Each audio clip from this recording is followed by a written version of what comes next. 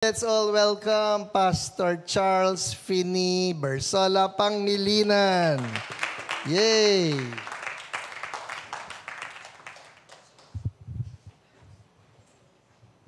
Kala ko Charles Wesley na eh. Hey. Thank you, Lord. Uy. Who's there? Good evening. Pag-pray niyo, medyo wala ang boses ngayon. Sige. Ano nga yung topic natin ngayon? Overcoming resentment. Sige, mag-pray muna tayo. Lord, thank you sa salita mo, Lord. Thank you because we are overcomers. And thank you, Lord, because resentment is not your plan for us, Lord God. And Lord, even you did not hold resentment towards us. Salamat, Panginoon, for your grace. Salamat for your mercy. And Lord, even as we study about how to overcome resentment, Lord, we pray in this place, Lord God, let there be freedom. Let there be freedom for us, Lord God. Let there be freedom from resentment. Let there be freedom from any bitterness, from any grudge, in Jesus' name. Even sa mga nanonood online, let there be deliverance, Lord. Thank you, God, in Jesus' name. Amen. Amen. Last week, ang pinag-usapan natin, no, yung sa, anger. Sa online. Sino nag-online? Online. So, it was about overcoming anger. So, ang resentment ay parang anger din. Ang resentment po, ano nga na nakasulat dito? Nasinulat ko yun eh. Ayan, ang resentment is anger multiplied by time. It doesn't dissipate like anger, but lurks beneath the surface. Yung mga galit, ang taong galit, halatang galit eh. Pero ang taong may resentment, hindi halatang may resentment. Kahit tingnan mo yung katabi mo ngayon, di mo alam kung may resentment yan, di ba? Baka nakulot mo yan ng ilang linggo dati, tapos nakulot. Ikaw, nalimutan mo ng kinulot mo yan, tapos siya naalala pa rin niya. Hanggang ngayon, nagtatanim siya ng sama ng loob sa inyo. Ang resentment, sinerch ko ang Tagalog nito eh. Ayun nga, sama ng loob. Yung simpleng sama ng loob na to. May mga examples dito po sa librong binabasa ko na merong may isang tao nakagat ng aso. Nakagat siya ng aso. Tapos, kinonfirm ng ospital na positive na rabies siya. May rabies. Nung panahon na to, wala pang cure o walang bakuna for rabies. So, ang sabi ng doktor, we cannot offer any false hope. And everything possible will be done to make you comfortable. My best advice to you is to put your affairs in order as soon as possible. So, ibig sabihin, mamamatay na siya sa rabies. Tapos, nagsulat siya sa pen and paper, itong taong nakagat ng aso. Pagdating ng doktor, sabi ng doktor, well, it's good to see you've taken my advice. I take it you're working on your will. Nagsulat ka na ba sa will mo? Sabi ng doktor, ay, masaya ako nagsulat ka sa will mo. Sabi ng nakagat ng aso, this ain't no will, doc, said the man. It's a list of people I plan on biting before I die. Bago siya mamatay sa rabies, kakagatin muna niya itong mga taong to. So, makikita niyo dito yung puot na meron siya. Nilista pa niya sino yung mga taong gusto niya magkaroon ng rabies bago siya mamatay. So, meron akong babasahin mga verses. Magsimula tayo sa 1 Corinthians chapter 13, verse 5. 1 Corinthians 13, verse 5. Sabi dito, ano ba yung it na yan? Yung love. Love does not dishonor others. It is not self-seeking. It is not easily angered. And it keeps no record of wrongs. Doon tayo mag-focus. It keeps no record of wrongs. When you are following after Christ, when you are following after God, you begin to have His heart, and His heart is full of love. And when your heart is full of love, you keep no record of wrongs. So, ano ba ang resentment? Ang resentment po is keeping a record of wrongs. Ang sama ng loob, ibig sabihin na meron ka sama ng loob, ibig sabihin, nakalista sa puso mo kung ano yung mga maling ginawa ng mga tao sa'yo at kung sino yung taong nakagawa nito sa'yo. So you keep record of wrongs. So makikita natin dito, once you have resentment, dito makita na wala pala yung love sa buhay mo. 2 Corinthians chapter 5, verse 18 to 19. Ito yung maganda kay Lord. Sabi dito, all this is from God who reconciled us to Himself. Sabihin nyo nga, reconcile. So He reconciled us to Himself through Christ and gave us the ministry of reconciliation. That God was reconciling the world to Himself in Christ, not counting people's sins against them. And He has committed to us the message of reconciliation. So ang plano ni Lord sa atin ay reconciliation. And He demonstrated this, no? He did not count the people's sins against them. Sino ba yung people na tinutukoy dito? Tayo yon. Sino dito nagkasala na? Sino dito masayang walang sama ng loob si Lord sa iyo? Pag si Lord lang may sama ng loob sa iyo, yari talaga. Pero He does not count the people's sins against them.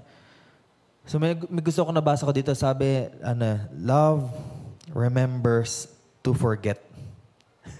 Love remembers to forget. Lagi naalala ng pagmamahal na makalimot. Pag tayo po ay puno ng pagmamahal, pag may nakasakit sa atin, pag mayroong nakagawa ng masama sa atin, we remember to forget. Sabihin mo sa katabi mo yan, remember to forget. Ang gulo na remember tapos forget. Alalahanin mo, kalimutan mo na yan.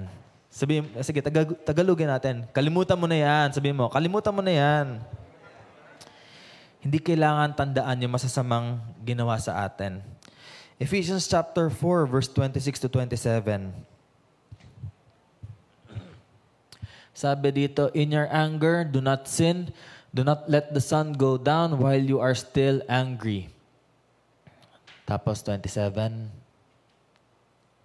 And do not give the devil a foothold. Gusto ko sinabi sa NLT version eh.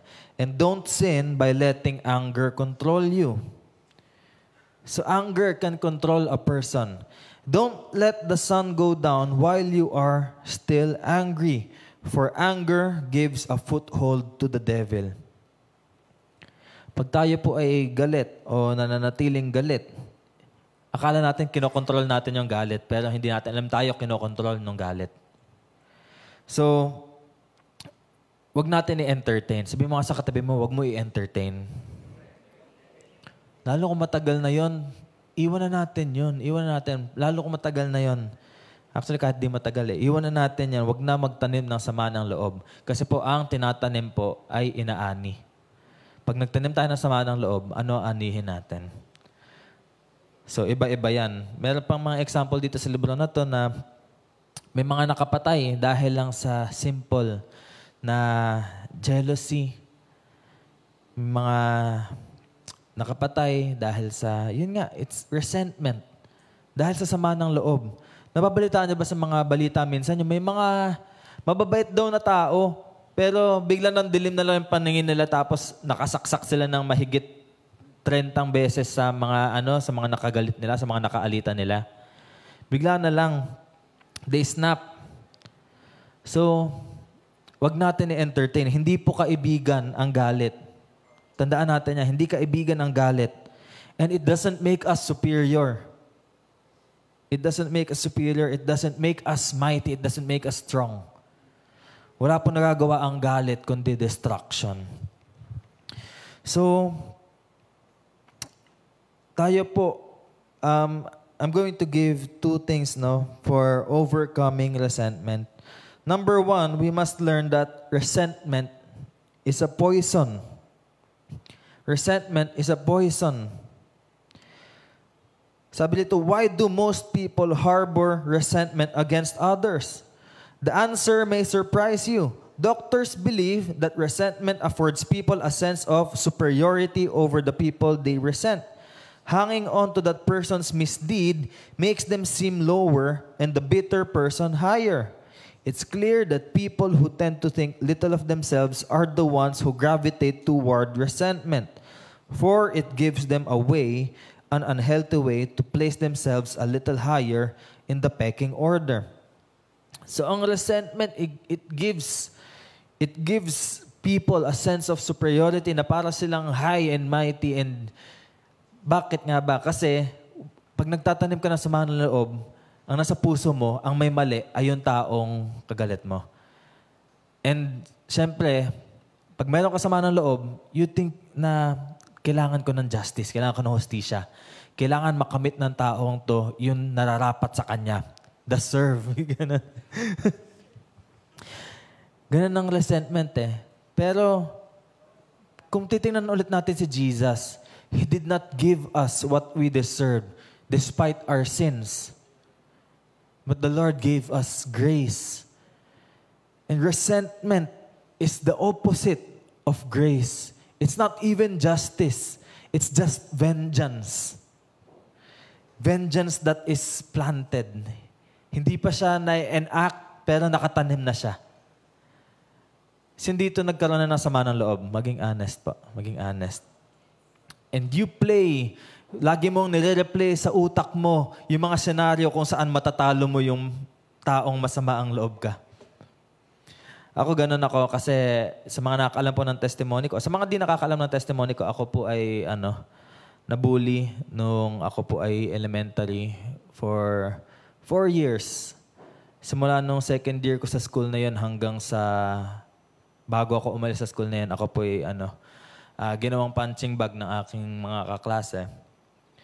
And grabe po yung resentment ko. Ang saya-saya ko noon pag naiisip kong pag naiisip kong nagiging Incredible Hulk ako yung sa imagination ko, tapos tsaka ko sila Hulk smash.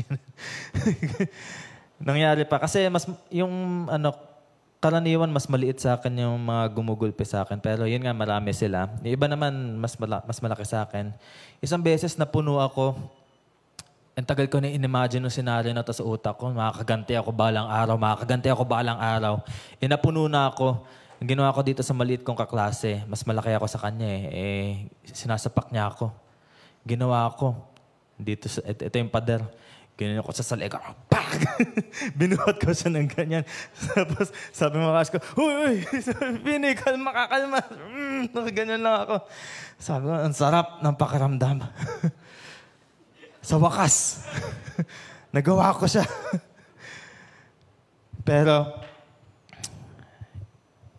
at the end of it all, walang fulfillment sa akin. Walang satisfaction. Parang, ang makakasatisfy lang sa akin kung napatay ko tong taong to. Tandaan natin ang hatred po, walang ibang result ang hatred. Ang pinaka-end result ng hatred is death and destruction. Hindi po magtatapos ang hatred sa hustisya o sa revenge. It always leads leads to something more. Nasakal ko siya, nabuhat ko siya with just one hand. Feeling ko ang saya ko pero there's no fulfillment. Ano nga sa akin, mas napuno pa ako ng galit sa puso ko because I entertained that anger. I entertained that resentment. Resentment, ayon dito sa libro to, resentment is like drinking a poison and expecting the other person to die. Sa totoo, akala mo, sa pagtanim mo ng sama ng loob, habang nandyan sa puso mo, yung ninanais mong revenge, akala mo sila yung nasasaktan mo, pero akala mo lang yon. Ang totoo, ikaw yung kinakain ng resentment. Ikaw yung sinasaktan ng spirit na yan. Habang ikaw, buhat-buhat mo pa rin yung image ng taong yon sa isipan mo, araw-araw, siya nagsasaya, nagsiswimming na. Hindi kanya iniisip. Ikaw, tormented ka sa isip mo. Hanggang ngayon, nandun pa rin yung tao yan sa isip mo. Pero siya, hindi ka naman niya iniisip. he's minding his own business. Buhat-buhat ng taong may resentment ng mga taong kagalit niya. So nakasulat dito, the resentment inside them doesn't stay the same. It's actually more like a cancer that takes hold, then takes charge. Akala kasi ng mga tao, pag may sama sila ng loob, it's just the same eh. It's just the same all throughout the week, all throughout the year. Pero hindi nila alam nag-evolve yun. It's like cancer. Kinakain sila sa loob. Then, it takes charge. As Helen Grace Lashid has written, it grows, it distorts reality, it keeps us chained to the past. Like bad air, it pollutes not just the bitter person, but those who come in contact with the person. So, dito nakakausap na ng taong may bitterness o may taong puro reklamo lang sa ibang mga tao ang pinag-uusapan. Nakaka-drain. Nakaka-drain. Para silang bad air daw, sabi ni Helen Grace, they pollute not just the bitter person, but even those around them. Hoy. Ayan. Hello. Okay. Ngayon, iniisip natin, naalala ko may mga ganun tao, pero di natin na-realize minsan ganun din tayo.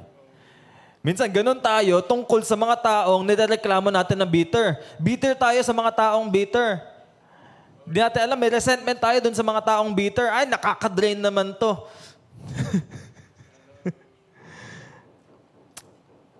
So, it's not just like cancer. It's also like a flu. Nakakahawa.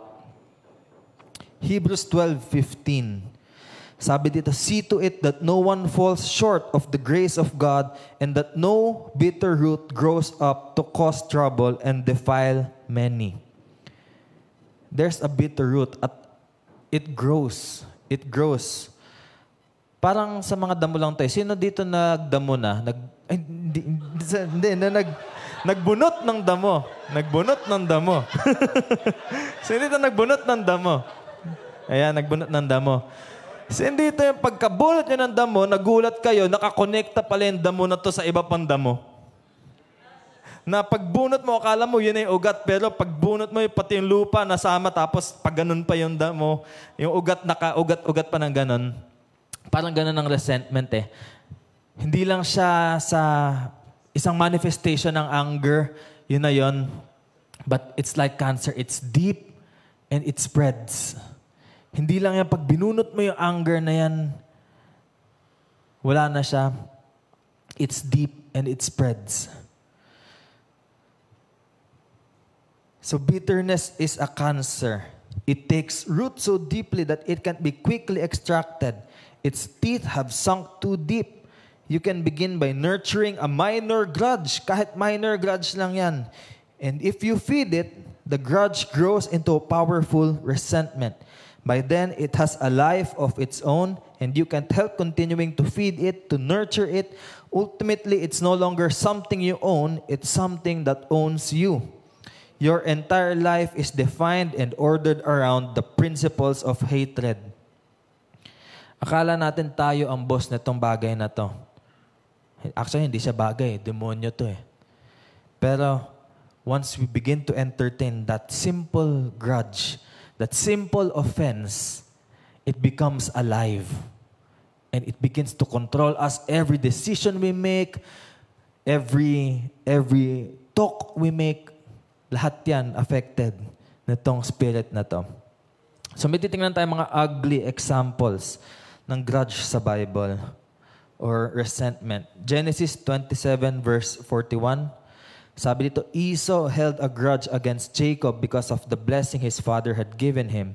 He said to himself, the days of mourning for my father are near, then I will kill my brother Jacob.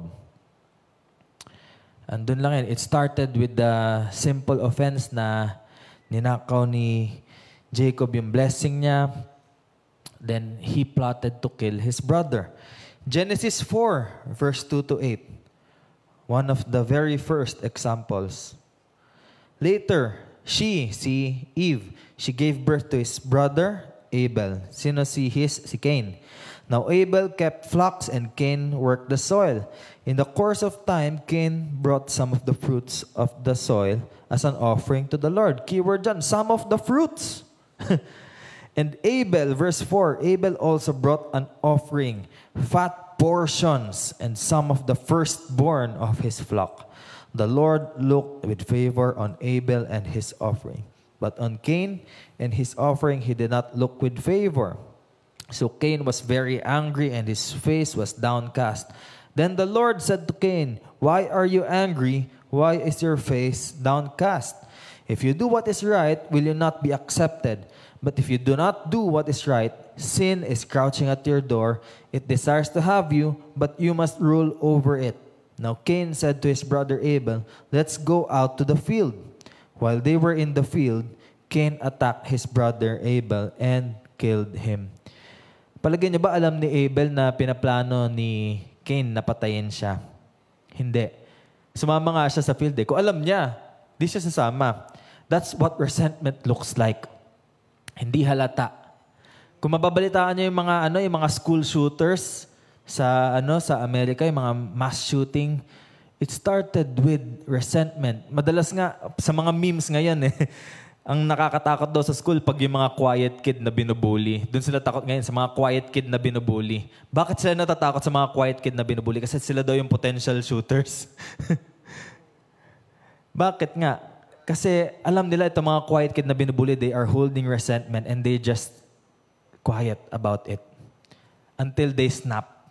Tsaka nila babarilin yung mga kaklase, schoolmates nila, yung mga teachers. I'm glad I was delivered by the Lord nung ako po'y binubuli. And sa totoo ngayon, I can meet those people na nakisapak. I can meet them now face to face and not hold a grudge sa kanila. Although may isang youth nagsabi, sabi ko kasi sa youth ministry, kaya ko na sila i-meet ulit nang wala akong sama ng loob. Sabi na isang youth, rematch. Hindi po. Hindi rematch. Magkakape kami. Magkakape. Kung ano makainin namin. Knuckle sandwich. Joke lang. Pero ito yan kay Cain, hindi halata yung resentment niya. So, Abel was still trusting his brother. Pero, nakita natin sa story, pinatay ni Cain si Abel. Sinong masaya dito na pinalaya kay ni Lord sa sama ng loob? Amen? Ito, 1 Kings chapter 2, verse 5 to 6, isa sa mga hindi inaasahang example ng resentment. Si King David. Ito po ay nung namamatay na siya, ipapamana niya yung kaharian niya kay Solomon. Sabi niya, "Now you yourself know what Joab, son of Zeruiah, did to me, what he did to the two commanders of Israel's armies, Abner, son of Ner, and Amasa, son of Jether.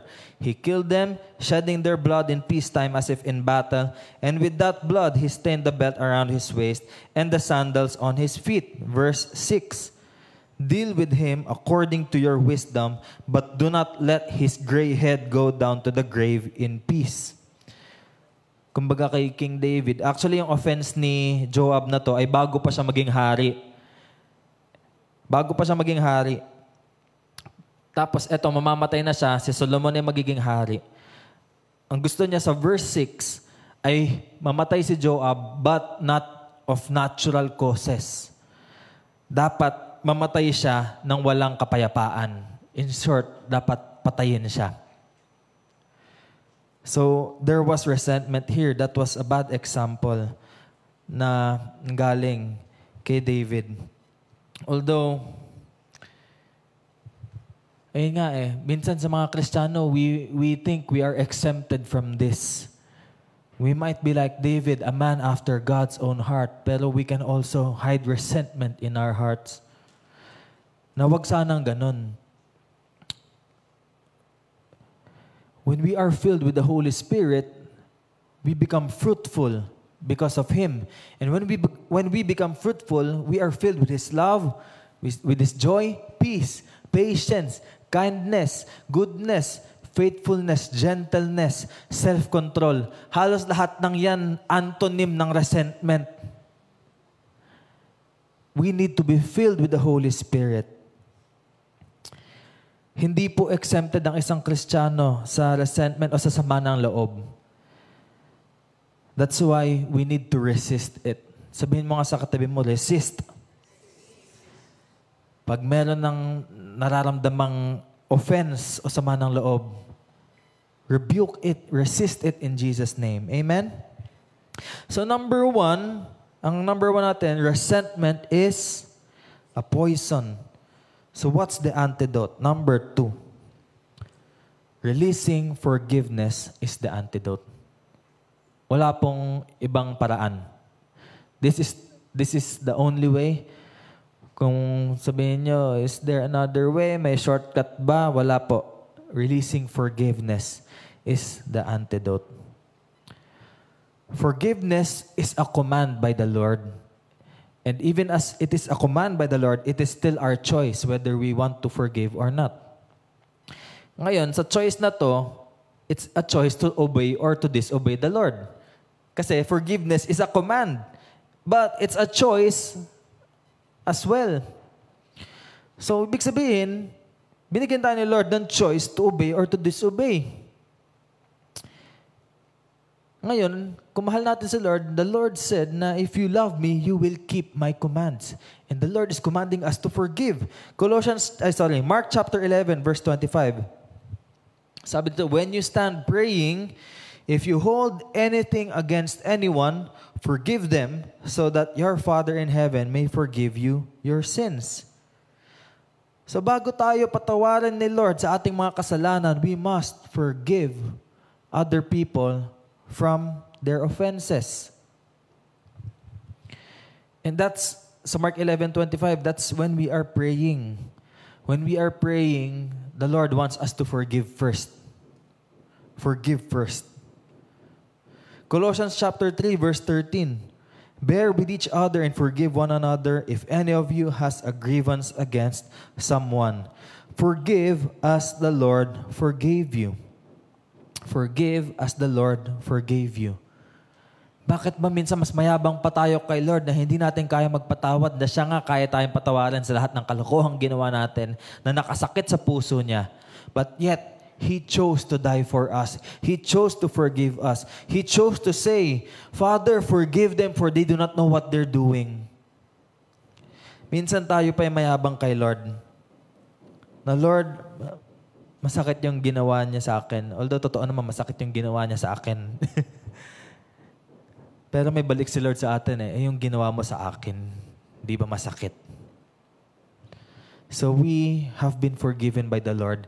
And with this forgiveness, with this grace that the Lord has given us, He is also giving us the grace to forgive other people. Amen?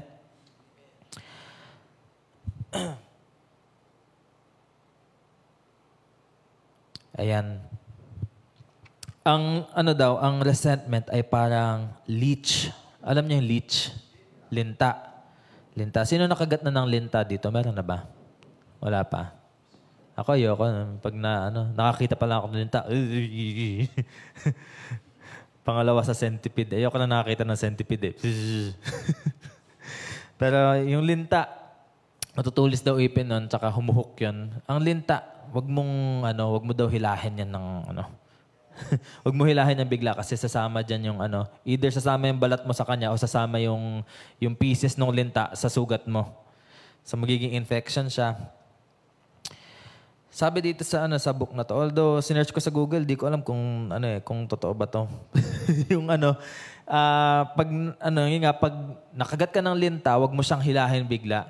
Pero may sinabi din solusyon na may proper treatment dyan is to undergo yung balsam bath. Balsam bath. Para unti-unti daw yung mga linta, sila na yung bibitaw sa'yo. Pero akong solusyon ko dyan, asin lang siguro . Asin lang. May pa-balsam bath pa. Di ko alam kung ano yan. Balsamic vinegar ba yan? Di ko alam eh. Pero, ayun nga, may asin naman. Pero wag mo hilahin. There's a proper way to do it. Ang resentment po, sabi ko nga, hindi lang yan basta hinihila. May proper way to eradicate that. Parang sa mga damo, there is a proper way para alisin yung mga damo niya. Parang sa lintarin. Sabi dito, deep resentment is the leech that embeds itself in your heart. You can't pluck at it and discard it simply by making a resolution, reading a book, or any other simple action. Minsan sinusubukan natin, nagbabasa tayo ng mga anger management books o minsan nagme-meditate pa. I rebuke yung mga nag-yoga in Jesus' name. So, you can't just simply make a resolution, read a book, or do other actions and expect the resentment to be gone. Sabi dito, you know from experience, it's going to take more than that. Those feelings have their hooks in you. But there is one thing you can do, and that's to bathe in the luxurious grace of God. When you do that, a lot of strongholds begin to loosen within your spirit. When you contemplate the forgiveness He has given you, your merciless grudges begin to fade into nothing. In short, meditate on God's grace for you. Meditate on God's forgiveness for you. When you start to understand how high, how wide, how deep God's love, God's forgiveness, God's grace is for us, then we will understand that we need to forgive as well. Ngayon, sa mga nagno-notes, kung may mga nagno-notes dito, I want you to write down names of people na hanggang ngayon feeling mo nakasakit sa'yo o hanggang ngayon nasasaktan ka pa rin. Write down those names. Or what they did to you. And or what they did to you. Write down their names and what they did to you. And even as you write those names down, just begin to focus on God's forgiveness for you. Ano ba yung mga kalokohan na ginawa mo na pinatawad ni Lord?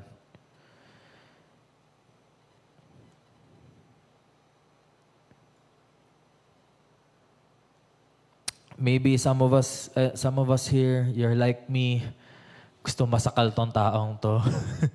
Gusto mo siya mabuhat ng isang kamay sa leeg. Gusto mong makaganti. Gusto mong makamit ng hustisya, but not in the right way. Right now, write that person down sa iyong cellphone, sa iyong journal. And we're going to focus on God's forgiveness. So balikan natin in 1 Corinthians 13 verse 5. Sabi dito, it does not dishonor others. Love does not dishonor others. It is not self-seeking. It's not easily angered. And it keeps no record of wrongs. Once we have kept a record of wrong, then we are being un-Christ-like. Ang kay Jesus, sa totoo lang, kung ako si Jesus, habang pinapako ako, kung ako lang naman, sabihin ko, Lord, alam naman nila yung ginagawa nila, pinapako nga nila ako, Lord, dinuduroan nila ako, sinasabunutan nila ako. Father, nakikita mo yung ginagawa nila, Lord, kidlatan mo na lang sila. Alam naman nila eh. Pero what the Lord Jesus sees, the struggle is not against flesh and blood. They don't know what they're doing. So what's making them do this thing? What made them do this awful thing to me? Bakit na-enjoy nilang gulpihin ako? Bakit na-enjoy nilang pakainin ako ng alikabok tsaka ng mga chok? Lord, they don't know what they're doing. Baka meron sa atin dito, may na-harbor pang offense. Let's always remember our struggle is not against flesh and blood. It is against demonic spirits. And those demonic spirits, ang plano ng kaaway sa atin, isa lang naman ang plano ng kaaway sa atin, to steal, kill, and destroy. So they will use other people to steal, kill, and destroy from you, to remove your purpose from God's purpose for you. Minsan, kumakagat tayo. Minsan, dun tayo kaya ng kaaway sa offense. Minsan, di natin malakaran yung pinapalakad sa atin, Lord, dahil lang sa simpleng offense. Minsan, hindi pa simple yung offense. Pero nananakaw niya yung purpose natin. Nananakaw niya yung plano ni Lord para sa atin. It's not the person. It's the spirit behind the person. So, we keep no record of wrongs. Sabi mo sa katabi, man, keep no record of wrongs. Magkalimutan na. Magkalimutan na. Parang sa mga batang nag-aaway lang. Sino nakita ng mga batang nag-aaway? Oh, may nag-aaway pa bang bata ngayon? Parang lahat na sa Roblox na nag-aaway, no? Wala na nag-aaway ng pisikalan. Sa Roblox na sila nag-aaway ngayon. Pero, ang mga dati po, mga bata, yun nga, at least po, masasabi ko sa henerasyon namin na kapag-away pa yung mga bata, okay? It's not something to be proud of. pero nakapag-away pa yung mga bata. Pero makikita niyo sa away bata, kinabukasan bati na sila. Parang wala nangyari kahapon. Nagkasuntukan, nagkahubuan, nagkabungian, pero kinabukasan bati na ulit sila. Nakakatuwa dito yung yung story ng dalawang bata. Saan na yan? Basta yan. Ang sabi dito, always remember to forget. And be a generous, detailed forgetter. Be a generous, detailed forgetter. Ito sabi dito, always remember to forget. 2 little boys had a quarrel as they were playing catch with ball and glove. Johnny slammed the kitchen door and told his mother he'd never have anything to do with Bobby again. And yet, the next day, there he was on the way out the door with his ball and glove. Sabi niya, I'll be over at Bobby's. Sabi na nanay, I thought you were through with Bobby forever. Sabi ni Johnny, oh, me and Bobby are good forgetters. Nawala na yung offense ni Bobby. Dapat ganun din tayo. We must be like a child when there's offense. We must be generous to forget. Kung kailangan natin maging makakalimutin, wag sa mga trabaho syempre at saka sa pag-aaral. Kung kailangan natin maging makakalimutin, kung kailangan natin amnesia, sa offense na lang. We must have that selective amnesia when it comes to offense. Ako po, di ko alam kung masabi ko bang pagpapatawad to pero sabi nila minumura daw ako ng teacher ko nung grade 1. Hanggang ngayon di ko maalala kung ano mga nangyari nung grade 1. Sabi ni Mama, pinakalimot na ni Lord sa'yo. Pero iyak daw ako ng iyak nun kasi minumura ako ng teacher ko. Ngayon, wala ako sama ng loob sa kanya. Actually, alam ko, pinapaiyak niya ako. Alam ko yun na pinapaiyak niya ako. Di ko lang maalala yung mga detalye. Di ko alam anong klaseng mura pa yung mga sinabi niya sa akin. Pero nung grade 5 na ako, grade 1, grade 1, minumura niya ako. Grade 5 na ako, naglalakad ako pa uwi. Tapos biglang makikita ko yung teacher na to. Babatiin ako, huy, Fini, ang laki mo na. Sabi ko, di ba ito yung teacher na nang-away sa akin? Pero nalimutan ko na. So nagmano ako sa kanya. Di ko nga alam ano mga sinabi niya sa akin. Pero alam ko, terror teacher to. Yun lang alam ko sa puso ko. Pero di ko alam ano yung offense niya sa akin. So let's be generous forgetters. Leviticus 19:18. Sabi, do not seek revenge or bear a grudge against anyone among your people, but love your neighbor as yourself. I am the Lord. So it's a command. Do not seek revenge or bear a grudge, but love your neighbor as yourself. I am the Lord. Sabi ni Lord. Matthew 6:12 and 14 to 15. Sabi sa Lord's Prayer, and forgive us our debts as we also have forgiven our debtors. Tapos in-emphasize pa ni Lord, 2 verses after, sabi niya, if you forgive other people when they sin against you, your heavenly Father will also forgive you. But if you do not forgive others their sins, your Father will not forgive your sins. Ganun lang kasimple kay Lord yan. Ang kay Lord kasi, you have been forgiven. Even as you have freely received, you will now freely give. The forgiveness that the Lord gave to us, He gave it to us ng libre. Sa totoo, libre para sa atin. Pero for the Lord, it cost Him His life. It cost Him His crucifixion. It cost Him the stripes on His back. It cost Him the drainage of His blood. Pero for us, it's free. It's free. So even as we have freely received forgiveness from the Lord, we freely give forgiveness to other people. Amen? Sabi dito, the identifying mark of God's children, people who bless their enemies, who return grace for evil, who never fight for the best position but look for the neediest recipient. So what identifies God's children is we bless our enemies. Kung makikita nyo sa lahat ng religion, sa Christianity lang sinabi dito na love your enemies. Pray for those who tama ba? Pray for those who curse you. Pray for those who persecute you and bless those who curse you. Sa Christianity nyo makikita yung ganong klaseng turo na may enemy ka, you love them. Someone's cursing you, you bless them. Someone's persecuting you, you pray for them. Sabi, pray for. Actually, yun yung keyword dun you pray for them. Hindi lang just hindi ito yung prayer lang. Pero you pray for them. It means you pray in favor of them. Hindi sila pray against them. Kasi madalas sa atin, when we have enemies, when someone offends us, anong nangyari sa atin? We seek the Lord's justice. We seek the Lord's vengeance upon that person. But no, we pray for them. We bless them. We pray the Lord's goodness over that person who offended us.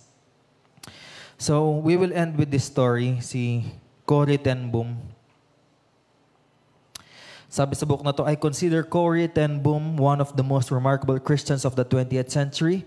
Her life has always fascinated and inspired me. It wasn't long ago that I had the privilege of traveling through her homeland and seeing where she grew up. You may remember that she and her family paid a high price for sheltering Jews in their home during the Nazi persecution. So this was during the World War II. She and her sister were imprisoned at Ravensbrück, where her sister died. Her father died in another concentration camp. When she was released, she had no family. She decided that the world would become her family. The atrocities of the Germans had been tragic enough, but in Corrie's estimation, the sin of resentment on the part of the survivors would only perpetuate the tragedy through generations to come. So in short, no more resentment. Somewhere, it all has to end. Someone has to say, no more. So no more what? No more resentment. So she set out to travel everywhere she could and preach grace, forgiveness, and voluntary forgetfulness. Sabihin nyo kayo, voluntary forgetfulness. Ito na. One Sunday morning, Corrie ten Boom was speaking in Munich, sa Germany. She quickly recognized the man who was walking to the front of the auditorium to greet her. How could she forget such a man? He was the very guard who'd made the women shower as he watched, ogling and taunting them. He had also been savagely cruel to Corrie's sister, Betsy. He had played a part in her death. Now, that very man stood before her, but he clearly didn't recognize her. He said, Fräulein, it is wonderful that Jesus forgives all our sins. It is just as you say. You mentioned Ravensbrück. I was a guard there, but I have become a Christian since those days. I know that God has forgiven me, but I would like to hear it from you as well. Fräulein, will you forgive me? So Corrie stood there paralyzed by that word, forgive. In her mind, this man was a monster. Something within her said that she couldn't forgive. He had filled her with shame and misery every day. He was the instigator of a lengthy, unthinkable nightmare. Betsy, her precious sister, had died at his hands. Yet now she felt deep remorse about herself and her faith. How could she preach so fervently about something that right here on the spot she couldn't practice herself? She could think of only one thing to do. She looked up to heaven and prayed silently, "Forgive me, Father, for my inability to forgive." Immediately, things began to change. She began to feel the powerful sensation of God's forgiveness moving through her.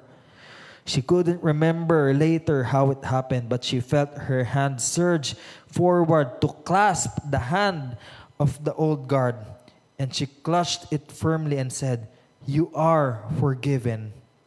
The man was set free, but even more on that day, Corrie ten Boom herself was set free. She felt the burden of resentment fall away from her shoulders. Life is so much easier when we allow God to do this for us.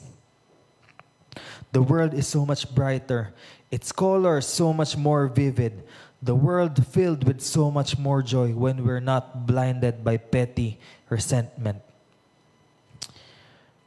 Ang ganda ng story ni Corrie ten Boom.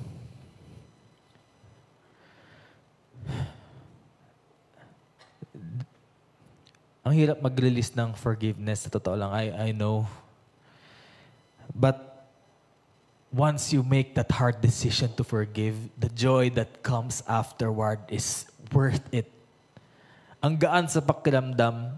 Isipin mo, ang gaan sa pakiramdam na di ko na iniisip yung mga kaklase ko. After 4 years na sila lang nasa isip ko. 4 years, gusto ko magtago. 4 years, gusto ko silang bugbugin. Gusto ko silang patayin. Pero when the Lord delivered me, there was just so much joy. There was just so much freedom. There was just so much lightness. I don't know kung lightness ba isang salita. Pero ang gaan na pakiramdam. It's hard to forgive, but it's worth it. May iba pa sa atin, siguro, even sa mga nanonood online, may hirapan magpatawad. Pero tandaan natin, even this resentment that we have, it causes sicknesses, physical sicknesses. Marami din sa mga na-encounter namin sa Ministry of Deliverance, sa Ministry of Healing. Sa Ministry of Healing, yung mga cancer, yung mga sakit sa ulo, yung mga sakit sa spine, they were not caused by medical issues. Ang kinailangan pala, deliverance and forgiveness. Na once they release that forgiveness, biglang gumagaling yung katawan nila. Such as yung nakwento ko sa inyo, yung pinag-pray ko po sa isang church, na akala niya, yun nga, punong-puno ng demonyo yung household niya, siya rin ina-afflict na spirit, and she was feeling heavy, she was feeling sick, meron siyang sickness sa likod, sa ulo, sa batok. She was thinking it was a demonic oppression dahil sa pinuntahan niyang lugar. Pero what the Lord led me to ask was, meron ka bang kailangang patawarin? Tapos, sabi ko, sige po, patawarin natin ng mga taon to. Sabihin mo, in Jesus' name, pinapatawad ko po si Ganton. So nagsimula siya. This was a 50-plus-year-old woman. Pero ang mga pinapatawad niya, mga school teacher niya, mga kaibigan niya nung bata siya. Then, makikita mo, nagpo-progress hanggang naging teenager na. Yung mga pinapatawad niya, yung kaibigan niya dito, mga gulang niya, kamag-anak niya ganito. Iyak siya ng iyak. Kasi di siya mapalaya. Kanina pa siya pinagpa-pray ng healing, ng deliverance, di siya mapalaya. Pero ito, habang nag-release siya ng forgiveness, iyak siya ng iyak. And makikita mo, after she has forgiven all of these people, biglang nagkaroon ng joy yung kanyang mukha. Biglang nagkaroon ng kagaanan sa kanya. And she was set free. Nawala yung sakit sa likod, nawala yung sakit sa ulo, nawala yung sakit sa batok. Lahat nawala. Just because she made that decision to forgive. Hallelujah. Amen. So right now, that's what we're going to do. Nalista nyo ba yung mga taong nakasakit sa inyo? May listahan kayo? Ngayon, what we're going to do is this. Sige, let's just look at that list right now. So let's apply the word. Number 1, no, resentment is a poison. But number 2, releasing forgiveness is the antidote. So let's just focus right now on God's forgiveness to us. So first, let's thank the Lord. Let's all close our eyes. Let's all bow our heads. Lord, salamat po sa pagpapatawad mo sa amin. Lord, kami po ay nangihingi ng pagpapatawad. Sorry po kami, Lord, sa mga kasalanan ginawa namin sa iyo, Lord. At salamat po because you keep no record of wrongs, Lord. You don't count our sins against you. Salamat, Panginoon, kasi grabe po ang grace mo sa amin. Grabe ang pagpapatawad mo sa amin, Lord. Although madalas po sa mga araw na nabubuhay kami, Lord, we forget that we are hurting you. We forget na kami po'y binabaliwala namin yung pagkapako mo sa krus para sa amin. Kami po'y nanghihingi ng tawad, Lord. At salamat po sa kapatawaran. At ngayon, Lord, naniniwala kami na pinatawad mo na kami. So right now, look at that list and say, in Jesus' name. Come on, say it with your lips. In Jesus' name. I forgive. Sige, I forgive this person. Sige, for itong atraso na to.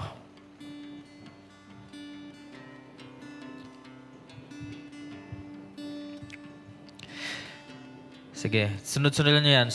Sunod-sunulan niyo yung mga taong nakasulat dyan. I release this person for their offense na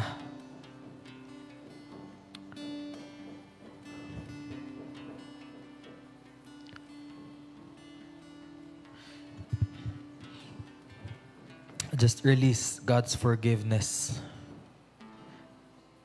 Huwag na tayo maghintay ng sorry. Pwedeng hindi na darating yung sorry na yan. Pero right now, we release forgiveness. Okay, in Jesus' name, I release ganito from their offense.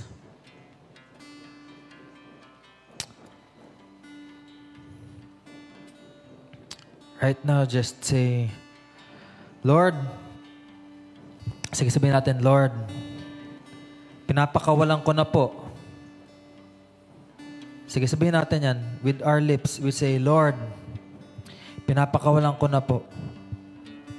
Si na. Okay? Sa mga kasalanan nila sa akin. Ako po ngayon ay nagre-release ng forgiveness sa pangalan ni Jesus.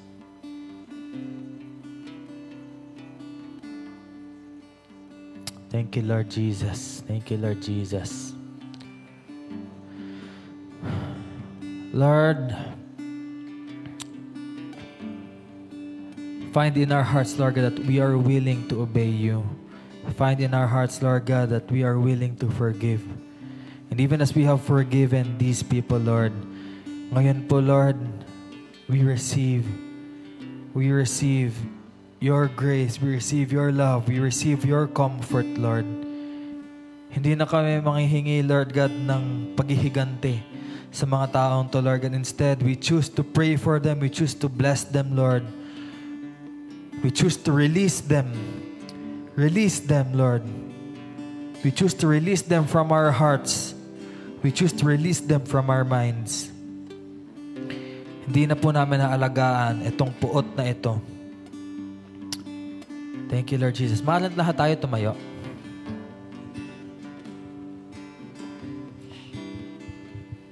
Hallelujah. Thank you, Jesus.